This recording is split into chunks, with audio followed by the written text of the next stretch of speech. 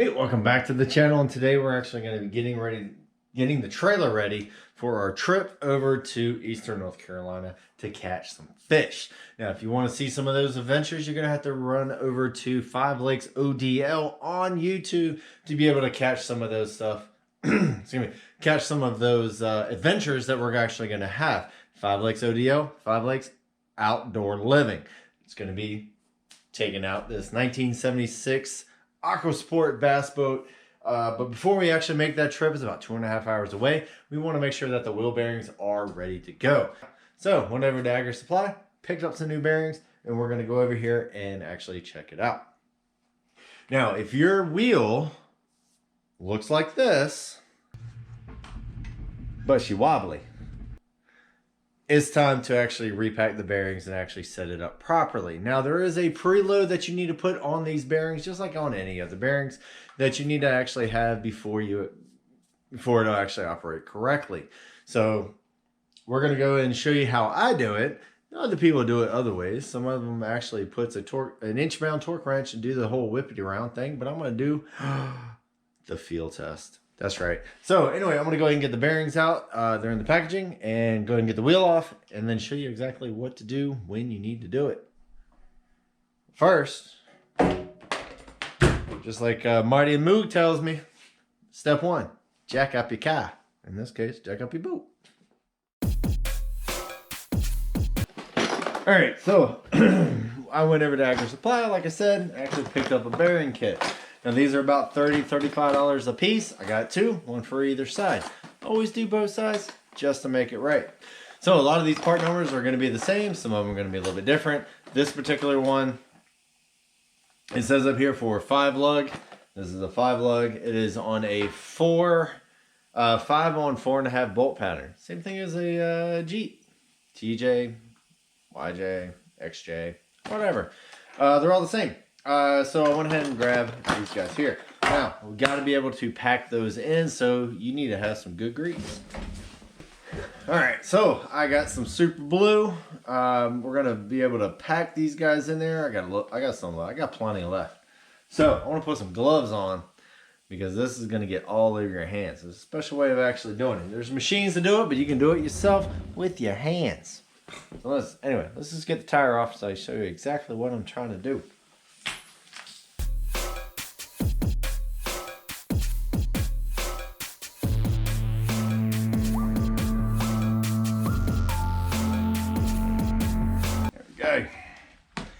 All right, as you see, your bearing buddy just comes right out. And actually it is a thread, no it's not. It's just a compressed fit right into the end of the cap. And basically this just replaces your dust cover. So now let's get some of the grease off. All right, so this is your nut. Got a cotta pin holding it together so that it does not come off. Thank goodness for the cotta pin, because that nut just wobbles back and forth. So what we're going to need to do is take this cotta pin off, which I got my pliers right here, and then we're going to inspect the bearings. All right, cotta pin out. Castle nut out. And as you can tell, looks like a castle. So that's out. Now you got your hub. You're just going to pull it right off. Now, things you got to watch out for. You have a rather thick washer. Then you have your one bearing. And then you're going to flip it over, and then you have your seal, and then your other bearing. Now you need to get all this stuff out in order for it to put the new bearings in and new races. So I'm going to go ahead and pull the bearing and pull the seal. As soon as I get my seal puller, there you go. Bearing out. She is pretty stiff. That seal is not doing anything. All right, so it's a good thing we're getting rid of it. Go ahead and pull out your old bearing. Now you have all this grease in there. Go ahead and get rid of it because you don't need it anymore. You're gonna put new stuff in. New, glorious, beautiful grease. All right, so next step is to get these races out. There's one right there. And then there's one right there. So what we're going to do is take it over to the vise and use some punches and knock them out. So let's go do that. All right, we got our hub in the vise. Have to say, get yourself a good vise. They are awesome. So got myself a punch, got myself a hammer. So we're gonna go and knock this out. There you go, there's your race.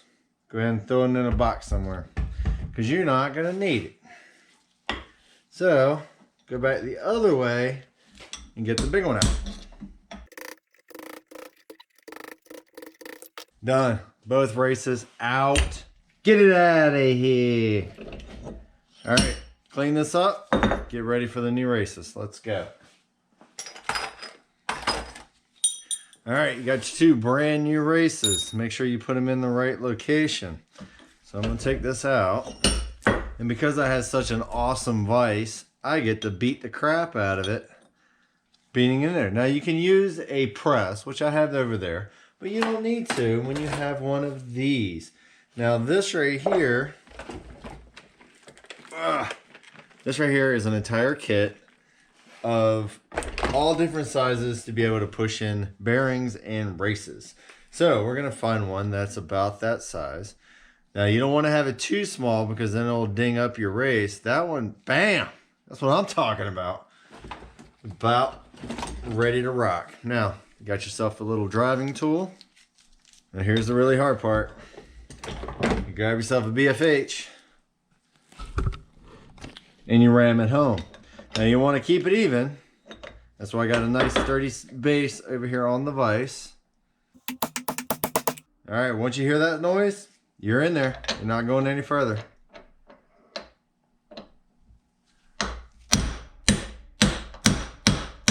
All right, bearing one in. Flip it, put in the other one. Bam. All right, you hear the changing of the sound? That means you are done with that one. Anyway, so now we got to put our seal in there. Could be this one, could be that one. Well, this kit does multiple different ones. Check your seal on your hub to see which ones you need. All right, so I like this one, so this is the one I'm putting on. But I can't put that on there until after I pack the bearing. But I figured out which one I wanted. All right, so now it gets to the nasty part. That's why I'm wearing gloves. Make sure you don't have any holes in it because you're gonna have some problems. All right, so where's my bearing? I don't know. I didn't open up the box. Actually, I did. All right. So the big one is the one that we're actually worried about. All right, so that's gonna sit right there and be able to ring around the rosy. So what you want to do is actually take some grease and put it in the palm of your hand. Yeah, it gets messy. All right, so got my bearing, got my grease. Put it in your palm of your hand. Get a little bit more the merrier. All right, you're gonna take this bearing. See that little groove? That's where all your bearing roll is gonna be. And then you just kind of dig it. All right. You're going to take all the excess, put it back in your palm, because you don't want to put it on the outside. You want to put it on the inside. You want to put it all the way through. Okay. So you can see it going all the way through. I basically pushed it from this side all the way to that side. Now go all the way around, doing all your bearings, and you will have a good time towing your boat so you can actually get some fishing done. Anyway, this is going to take a few minutes. I'll be back. There we go. So once all of it is going, place it in there. Now you're going to have grease all over your gloves. So take them off, put some new ones on. Now ideally I would do all 4 bearings and then change my gloves, but I'm trying to make it quick so you guys can see what's going on. All right, so I got my new seal. I'm gonna stick it around. And it's gonna be the same routine as the inner bearing. Put your puck on, center it up. You wanna make it even.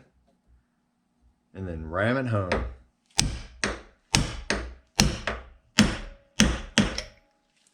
love these darn things. Harbor Freight, I bash on them a lot, but that was actually a good deal. All right, so I got this side ready. All I have to do now is pack this bearing, stick it with grease, and then put it all back together. So let's do that. Where's the other bearing? All right, got a nice all-in packed. Stick it in there, but we're not quite done yet because we want to fill that cavity up with some grease, because we want to be liberal with this grease. The more you pack in, the less water can get in. Less water, longer the lasting of your bearings. All right, so, all right, we got all the bearings packed. It is on there, both bearings.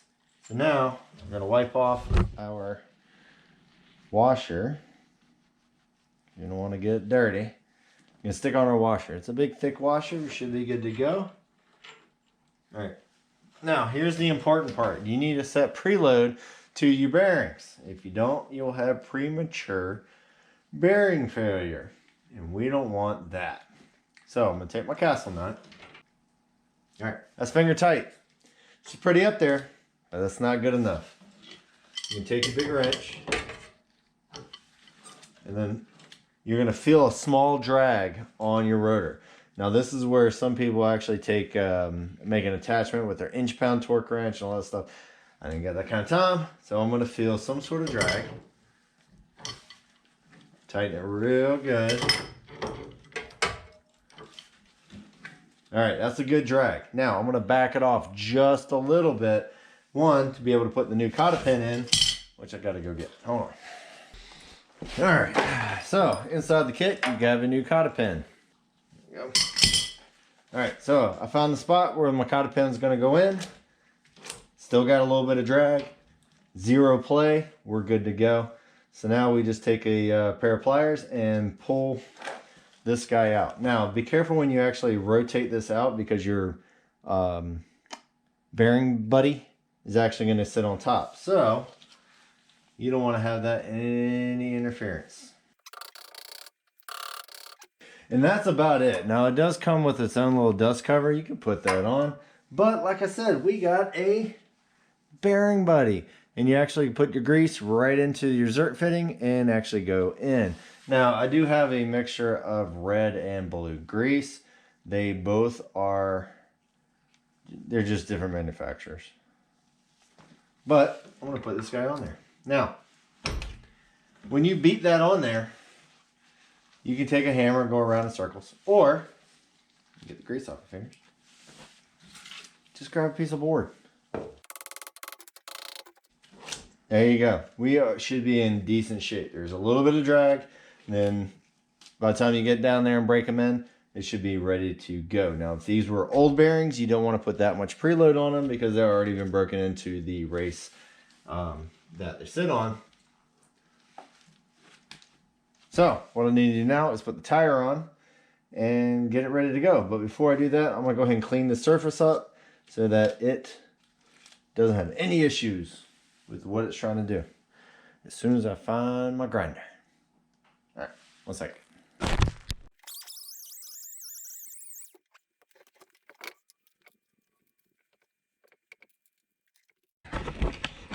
All right, bearings have been packed. They have been full of grease. The only thing I have left is to fill up my bearing buddy. Fill it with grease. There's this little spring in there. The spring will come out when you know you have it too much. Also, don't forget to retorque it after it's been on the ground. I'll probably do these about 90, 95 foot-pounds.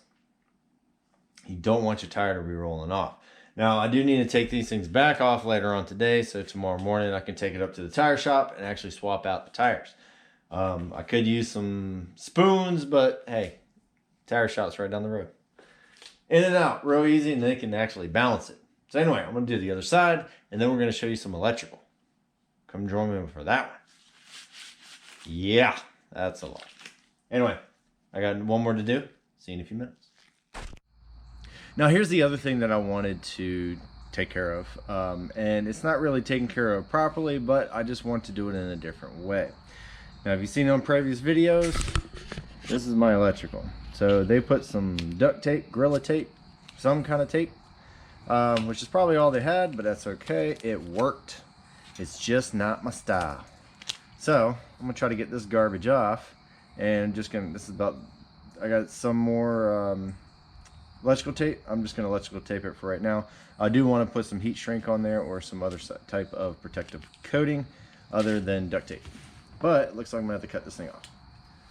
Alright, well, I got all the tape off, and I think the duct tape was hiding a few extra things. Now I was kind of giving praise for using shrink tape, heat shrink and butt connectors. Okay, that's fine. But if you look here, you have 1, you have 2, 3, some of them have 4, 5 deep of connectors on this thing. I'm not exactly sure what happened, but I am not one to ask. And also, the white wire, which is your ground, it's about on 1 inch of its life. So I really hate to do it, but I'm gonna have to patch this up slightly just so I can get it done for this week. And then I'm gonna order a whole new kit for this thing and probably rewire it front to back. I'm sure most of it doesn't look like this, but just to be on the safe side, and I would feel a lot more comfortable because I'm the one who did it, and not saying I do it right, but I do it my way. But anyway, I'm just gonna splice in another cable up here, take a couple of these other splices out, just run one all the way down to the ground, and gonna call it a day for right now. Hit it with some electrical tape, and then when I get back from my trip, this is getting redone. Yeah, but hey, it works for now. Alright, so all I did was actually just splice in another, I gotta shrink that a little bit more, but anyway, splice in another cable, cut out a few, where's it at? There we go. So this one here was about to be broken off. That's 1 splice, almost broken, 2 splice, 3 splice, 4 splices into 1 cable. So we're just gonna run 1 brand new one. Now, I'm not gonna do the rest of them because like I said, I'm just going to redo this whole thing anyway. I just need to get some more wire and another plug here because I think I am out. All I have is 7-pin connectors. So, just for the time being, it's just going to get electrical taped until I can get some parts. So, while I'm doing this, we'll get to the next thing. Alright, I'm pretty confident that this trailer is ready to go for the journey all the way over to the eastern part of North Carolina. I've already set the preload on both sides, so there's not any wiggle left, but it'll still roll freely. So that, always check that. If you have a trailer that's been around for a long time, just check it. All you can do is jack up one side, wiggle the tire, see if you can get any play. If you got any play, tighten it up, and then re-grease it, and then you're good to go. Also, if you have a trailer that you have 0 clue on, like this one, go ahead and do it anyway, just to have a peace of mind, and hopefully you don't have to go through what I just did and actually have a lot of wiggle. Also, the electrical. Make sure all the lights work, make sure your ground is good, you don't have any frayed wires or anything like that. This thing does go in the water quite a bit, and if you got frayed wires, that means you're gonna get a short, and then you don't really wanna do that, and everything should be ready to go. So, check out all the other videos. We're gonna go through a bunch of tips and tricks, especially on this particular vessel, because this is our only one. So I'm going to go out fishing tomorrow morning. That's the reason why I'm trying to do this in the dark. And so hopefully we'll catch a fish, and hopefully you'll see it right here on 5 Lakes. Either ODL or Garage. Probably ODL. Go check out that one. See if you like it. There's a couple videos out there. Anyway, take it easy, have fun, keep fishing, get your boat ready, and be safe. Later.